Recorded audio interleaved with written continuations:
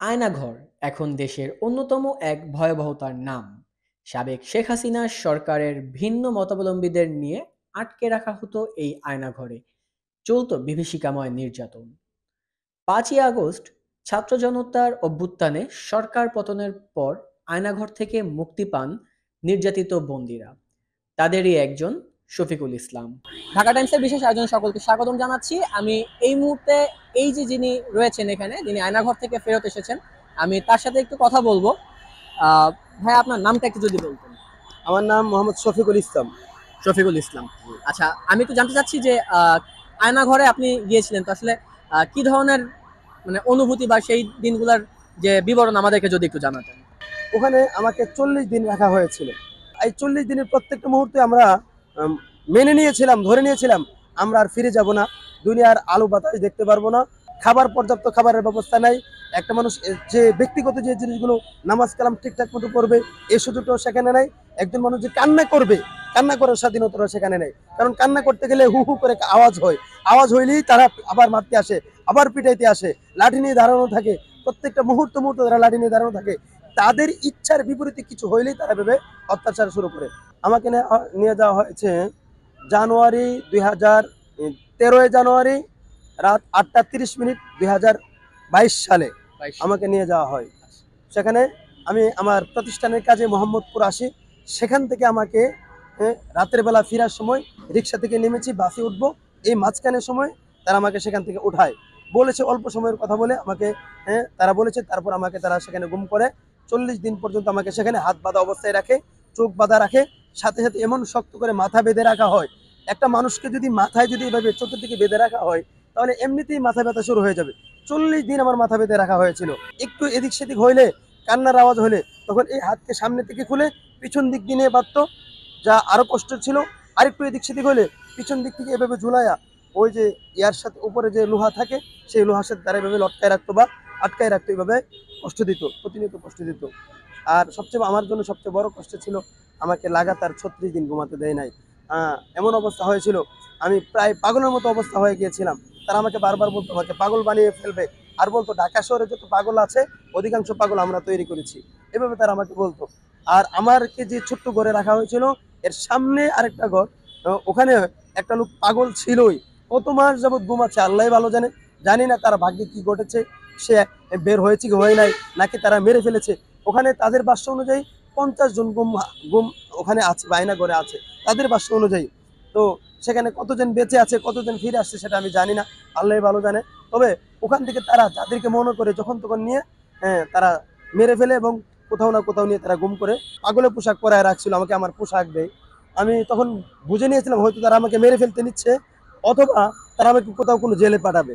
আমাকে সকালে বের করা হয়, লম্বা সময় গাড়ি চলছে, আমি মনে করছি আমাকে ভারতে নিয়ে যাওয়া হচ্ছে, ইন্ডিয়া নিয়ে যাওয়া হচ্ছে। সর্বশেষ দেখি যে সীমান্ত জেলা নীলফামারী রেপ্তেরত আমাকে নিয়ে ওখানে রাখা হয় 40 দিন পরে।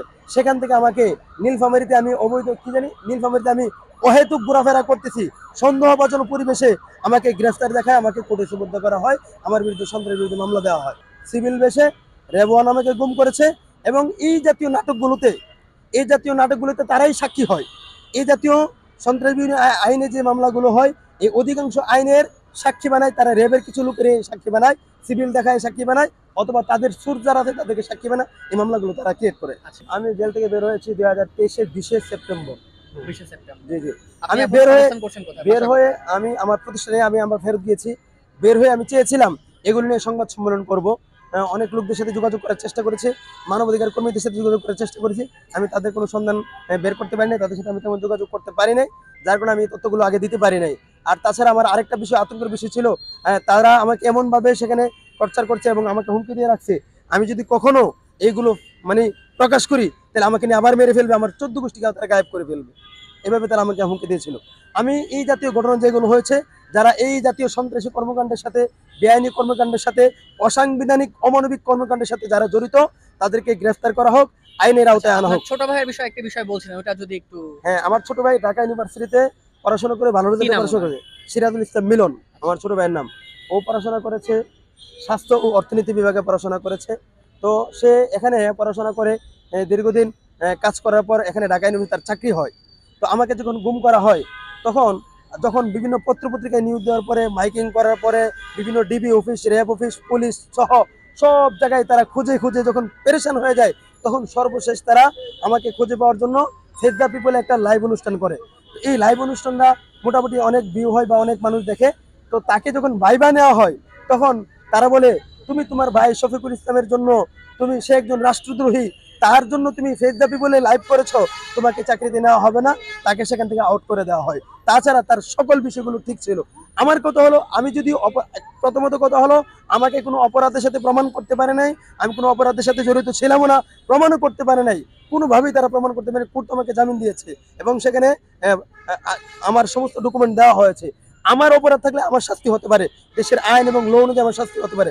আমার ছোট ভাই কেন তাকে সেখানে বঞ্চিত করা হলো, তাকে কেন শাস্তি দেওয়া হলো, তাকে কেন তার ক্যারিয়ার থেকে বঞ্চিত করা হলো? এটা দেশ, সরকার এবং গণমাধ্যম কর্মী যারা আছে, আপনারা যারা আছেন, আপনাদের কাছে আমার প্রশ্ন, আমরা চাই যে এই জায়গাগুলো থেকে মানুষ বের হয়ে আসুক। এই কাজ থেকে তাকে, এই চাকরি থেকে বাতিল করেছে হচ্ছে তখনকার সময়ে ঢাকা ইউনিভার্সিটির প্রভিসি সামাদ, যিনি আওয়ামী লীগ নীল দলের দায়িত্ব পালন করতেন, ওই নীল দলের সাথে যুক্ত ছিল।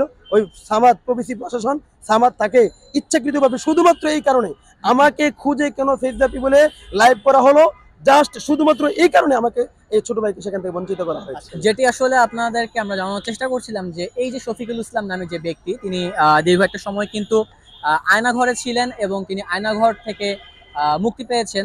তো আসলে আয়নাঘর যে বিষয়টি, এটা কিন্তু আপনারা অনেকেই জানেন যে আয়নাঘর আসলে কি। বিভিন্ন বাংলাদেশের যে বেসরকারি টিভি চ্যানেলগুলো, তারাও কিন্তু আয়নাঘর নিয়ে অনেক প্রতিবেদন জনসম্মুখে এনেছে। তো আমরা তার কাছে আসলে যেটি জানতে পেরেছি যে আয়নাঘরে যে মানবেতর জীবনযাপন তিনি করেছেন বা যে সহিংসতার শিকার তিনি হয়েছেন, এটি আসলেই কিন্তু হৃদয় বিদারক। তো আমরা এতক্ষণ ধরে কথা বলেছি শফিকুল ইসলামের সাথে এবং জানতে চেষ্টা করেছি আসলে আয়নাঘরের যে বিষয়গুলো, তিনি কি ধরনের সহিংসতার শিকার হয়েছিলেন।